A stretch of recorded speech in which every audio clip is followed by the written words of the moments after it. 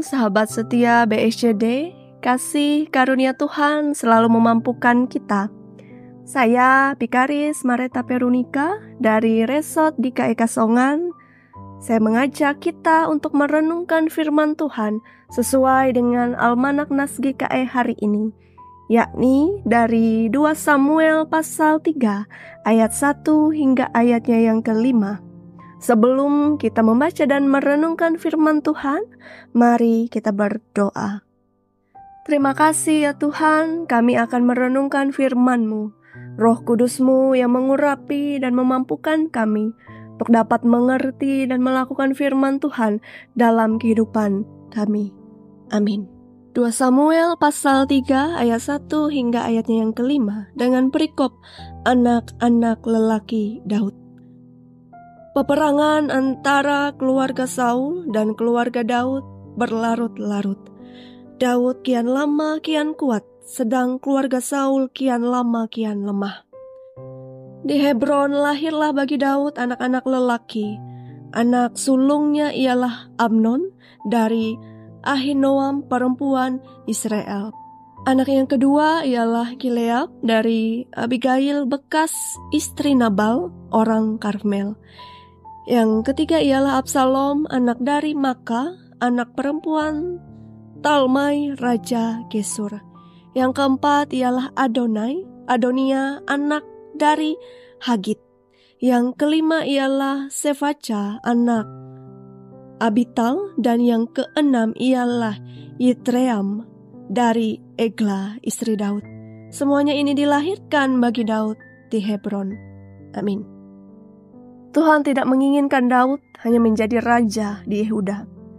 Yehuda adalah salah satu suku penting di Israel. Tetapi Daud harus memerintah atas seluruh umat Tuhan.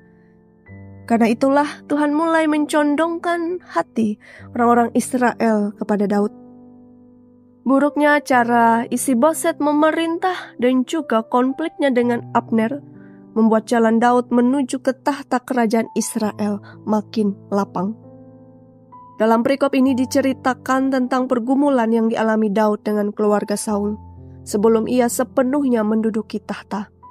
Sekaligus terus memberikan tanda bahwa Tuhan makin mengokohkan Daud lebih dari siapapun, termasuk kerajaan Saul sendiri. Pada ayat yang pertama menyatakan bahwa keluarga Daud semakin kuat. Pada ayat yang kedua hingga ayat yang kelima dicatat mengenai anak-anak Daud. Catatan yang membuktikan bahwa Tuhan memberkati dan membuat semakin dikokohkannya keluarga Daud. Amnon, anaknya yang sulung, dilahirkan di Hebron. Setelah dia, Daud mendapatkan 5 lagi anak laki-laki di sana. Tetapi lebih dari itu, sekarang Tuhan mulai memindahkan seluruh Israel perlahan-lahan ke dalam kekuasaan tahta Daud melalui peristiwa-peristiwa yang diatur olehnya. Dalam ayat yang sudah kita baca bersama, dikatakan peperangan keluarga Saul dan keluarga Daud berlarut-larut. Kedua pihak bertikai. Mereka sama-sama mengalami peperangan.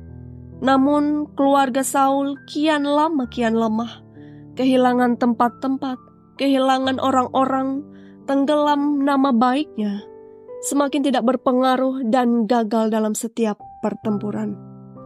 Sedangkan keluarga Daud kian lama kian kuat.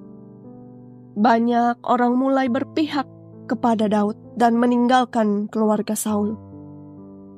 Perseteruan yang berlarut-larut antara keinginan daging atau kebobrokan keluarga Saul berlawanan dengan keinginan roh atau anugerah Allah dalam keluarga Daud, membuktikan bahwa keinginan daging kian lama kian lemah, sedangkan keinginan roh kian lama kian kuat.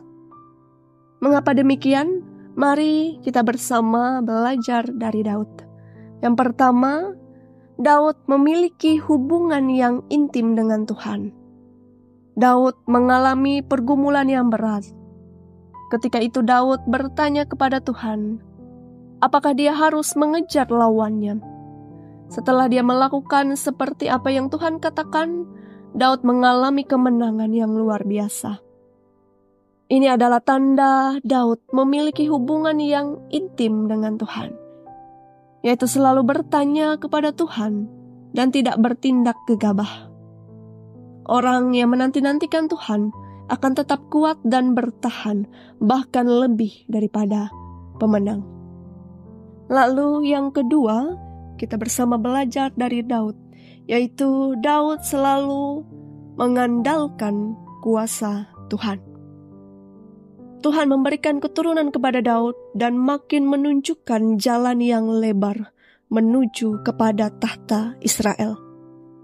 Tuhan menyertai Daud di dalam setiap bagian hidupnya, baik di dalam padang gurun dan bahaya, maupun di dalam ketenangan dan keamanan.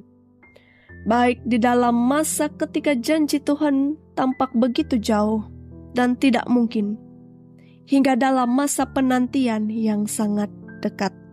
Jika dahulu Daud belum melihat jalan menuju tahta Israel, tetapi dia tetap berpegang hanya kepada Allah saja, maka sekarang dia mulai diizinkan Tuhan untuk melihat dan imannya makin diperkuat lagi.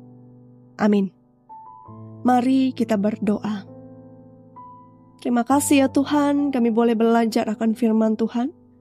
Kami yakin bahwa melalui firman-Mu, kami dikuatkan dan senantiasa iman kami Engkau teguhkan. Amin.